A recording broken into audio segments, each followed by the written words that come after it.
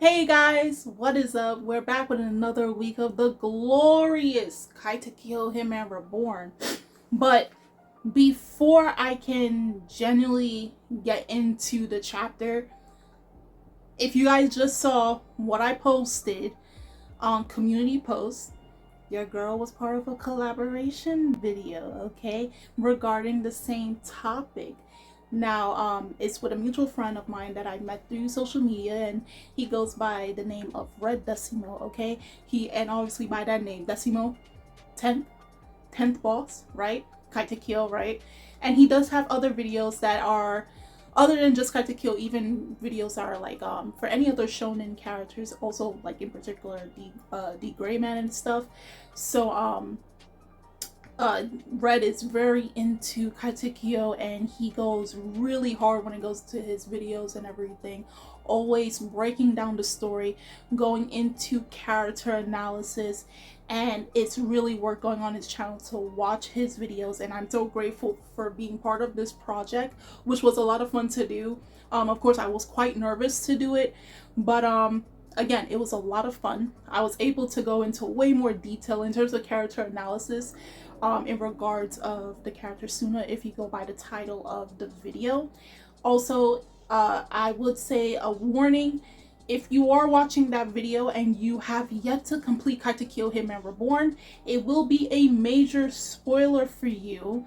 On top of that, it's more so for those who have completed the series. I mean, you can still watch and listen to your own digression, but it's more so targeted to those who have completed the entire series. So warning is advised. But other than that, check out that video, support Red, tell him I said hi and everything. And also now we're just going to get into this week's video. It's funny because it's two videos back to back with Katekyo, so it's a wonderful Thursday. So in regards, we are now at chapter 114, and I gotta bring out the book. I gotta make sure to at least get one more volume by the end of the year and start to stock up on Katekyo volumes while we speak. But let me get into chapter 114 here. That's 113. So if we remember from chapter 113, actually, with the whole regard of, Imitsu being in Italy, finding out that the ninth is acting very strange, and that the ninth wanting Imitsu to keep quiet or feel like he was impeding his ruling and everything, and how he runs things in regards to the whole scramble battle between both of their sons, the ninth son, which is Zanzis, and Imitsu with Suna. Even though originally when they spoke with each other, because remember at the end of the day, Imitsu is the advisor to the ninth. So again, if push comes to shove, then Imitsu takes the role of being the head of the Vongola until said otherwise, right? Right hand man, basically his behind the shadows, okay, type of boss type thing. So the fact that they both did at first say yes, Suna is most fit to become the future of Vongola, okay, become the 10th, and then now we have it where the 9th switches up and now throws his son into the mix and saying that, I was always about watching these type of fights. It's always so amusing. So obviously Imitsu is very wary about this, because he's like, this is not the knight that I know of. This is not the knight that I pledge loyalty to. And this is where it quite frankly, if I could find the page in here to show you guys, this is quite frankly which hair, even though it's in Japanese, but it's hair that it showed that he shot him, took a gun out, and then shot him in cold blood. Now we don't know the future of regarding the future of Imitsu, but by the end of the chapter now we do have it where it is they're in the gymnasium for the Battle of the Mist, right? And everybody is there except for Suna's Mist Guardian. And then lo and behold, remember he saw Chikusa and Ken earlier in the end of chapter 112 going into 113, and he's wondering why are they out of jail and everything. So when it came down to the fight that's not going to be held in the gymnasium, they brought the Mist Guardian representative, and that is Chrome Dokuro, right? We brought her in. So now with chapter 114 and how it starts, and obviously the title is titled Dokuro versus Mammon. So we have it where the chapter really starts off where everybody's kind of confused, because obviously when Suna is encountering Mukuro, he starts to get a chill down his spine because of their first encounter. So when he first saw Chrome, he's thinking, oh, it's Mukuro again. Everybody thought it was Mukuro. Okay, when they first saw Ken and Chikusa, but no, it's Chrome. And she does bear some similarities physically to Mukuro, aka the hairstyle and the trident, and obviously she's wearing the female uniform version of Kyoko's middle school, okay? And she's with, again, Ken and Chikusa. Now, Gokudera is very apprehensive, the most apprehensive of all of them, because one, he is Suna's self-proclaimed right-hand man, so he's going to be the most protective of Suna out of everybody else, okay? And he's saying, no, this is Mukuro because look at her. And obviously she's with them, so that means she's no good. So it's right off bat, obviously apprehension, very tense situation for everybody. But Suna is looking at everything, and even though he's kind of wary and kind of confused by the whole ordeal, he's saying that this is not Mukuro. I actually kind of trust her. I don't know what this feeling is, but I can definitely say this is not the person that we think it is. This is a completely different, this is who she says she is. Now, Chrome is happy that Suna is the only person in the room that is able to trust her.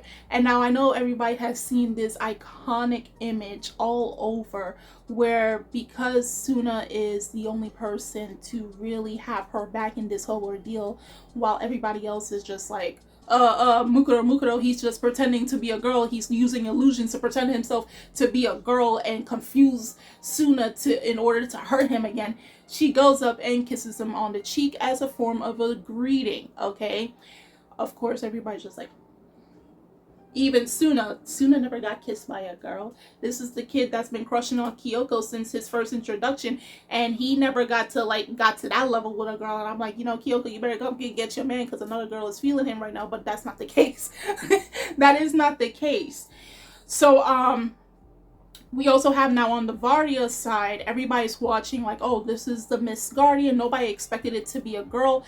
Many of them actually believed it to be an old man to be on Suna's side, but that would not generally make sense given that everybody who's Suna's guardian is around his age group.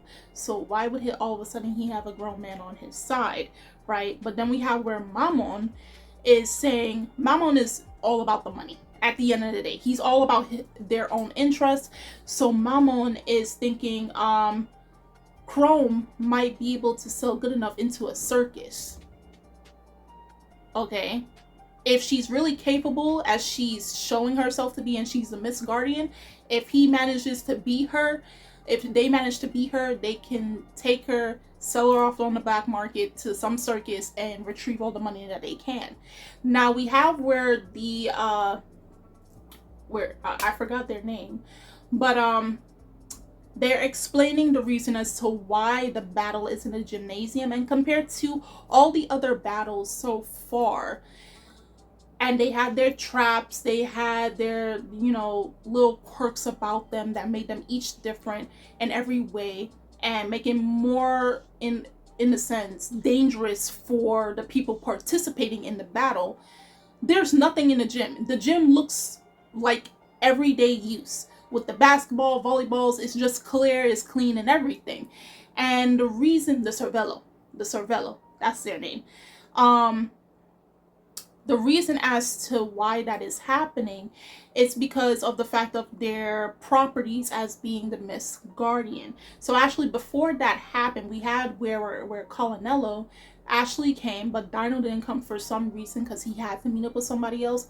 But Colonello was able to come because he wanted to see who was Miss Guardian for Suna's side. So he's going to participate to see how this whole battle ordeal is going to go down. And also because they want him and Reborn want to check out Mammon if he really is an archibaldino. But do understand, we all, no matter how you want to try to put it, we all know Mammon is an archibaldino, because if you try to compare him, I mean, they with Reborn and Colonello, they're all the same size.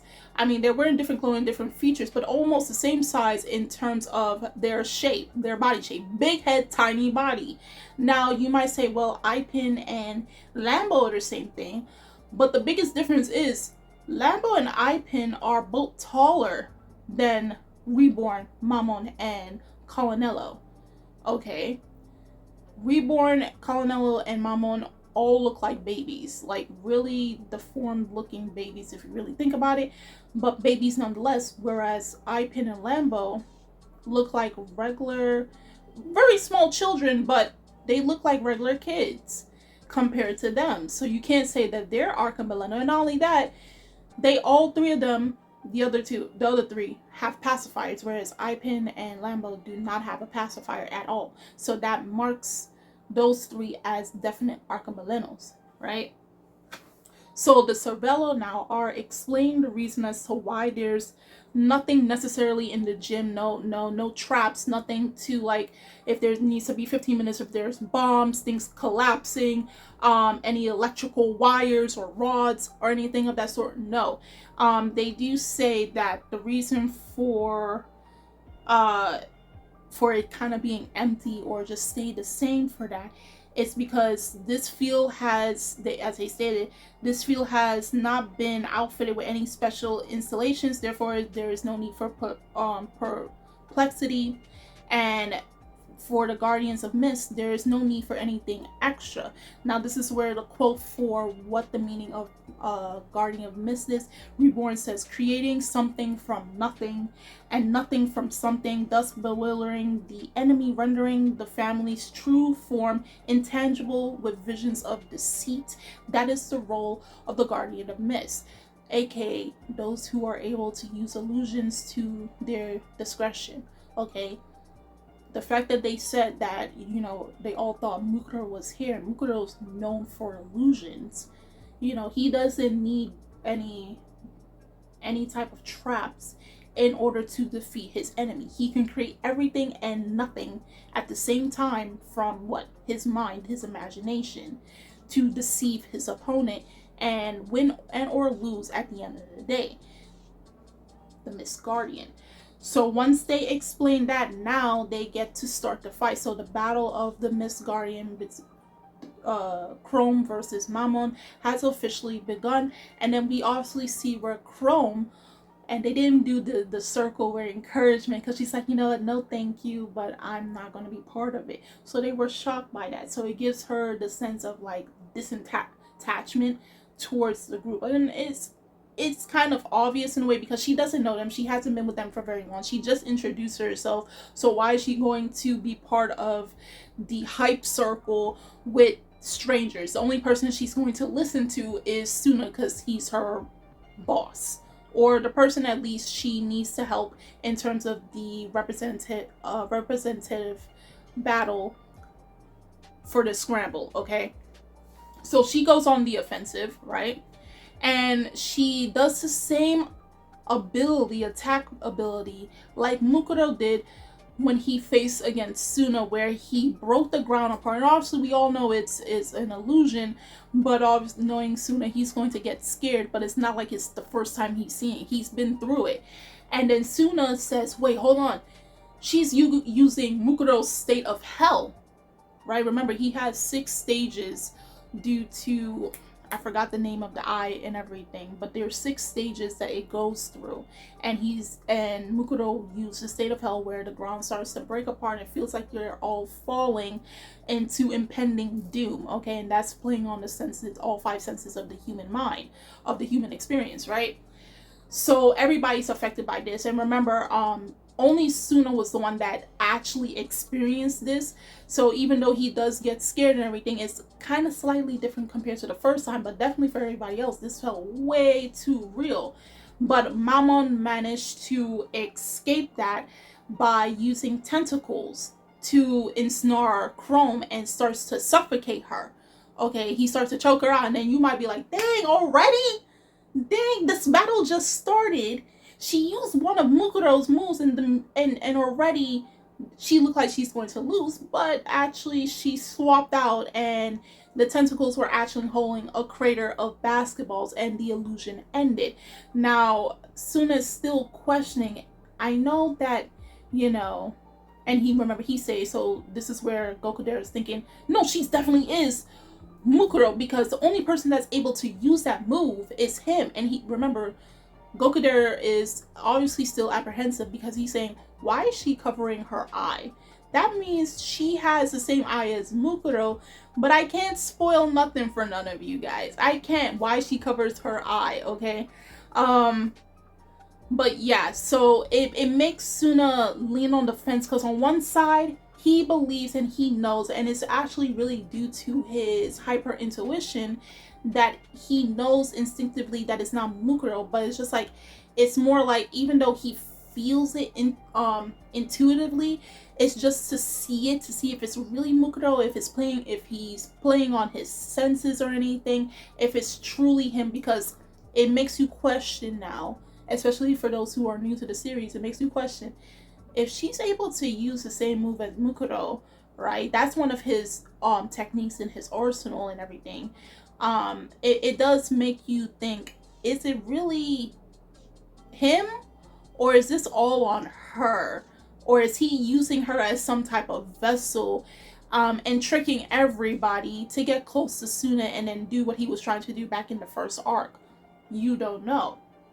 So anyway, again, she played on Mammon and swapped out her body with a crate of basketballs.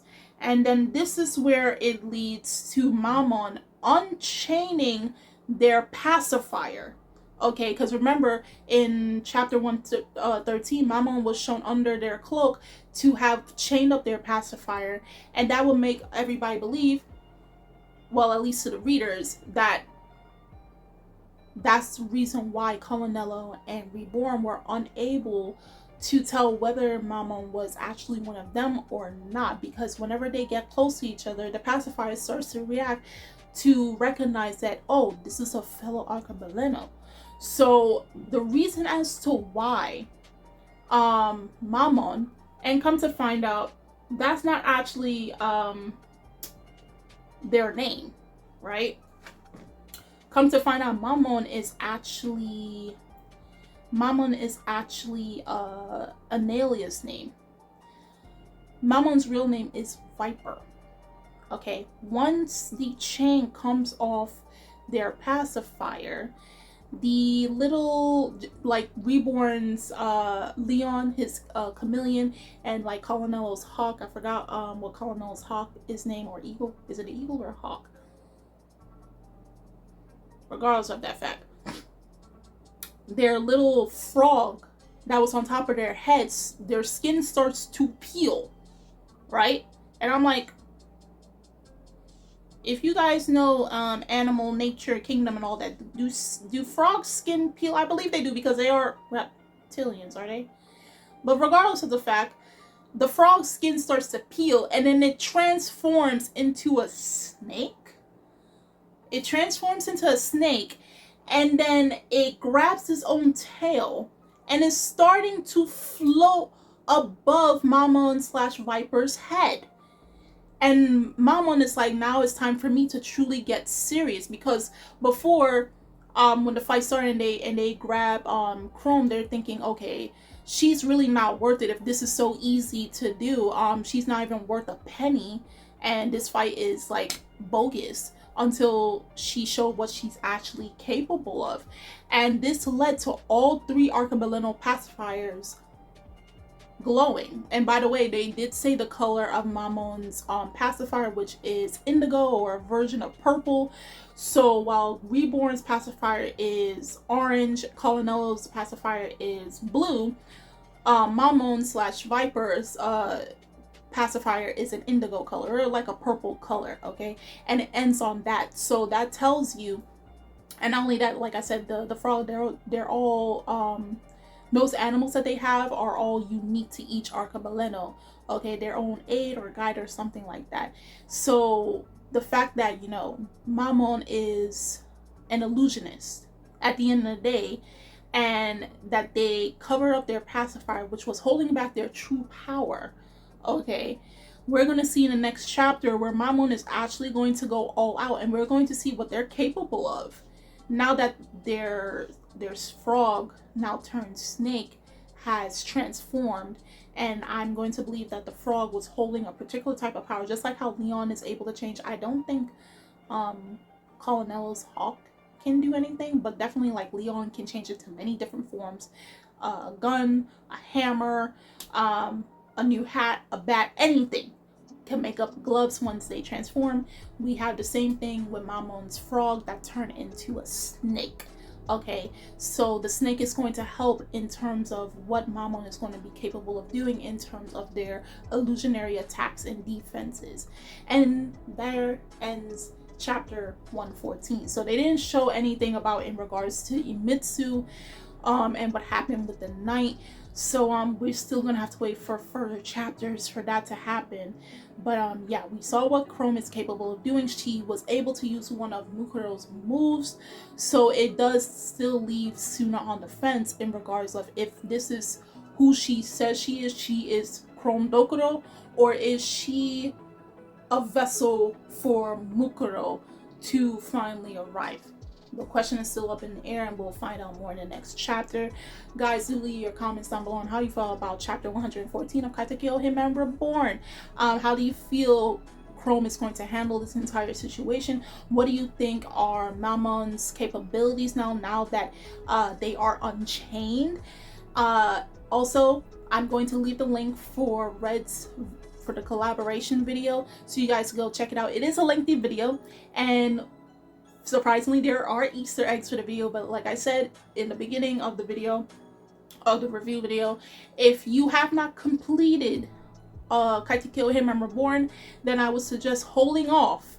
And I'm not saying just the anime, the manga. Hold off until you complete it and then watch it. But if you still want to watch it, just so you know, aka there are spoilers, so don't get mad if you get spoiled on some things. I'm Kimmy-chan of Anime Legends, and I will see you guys later. Bye!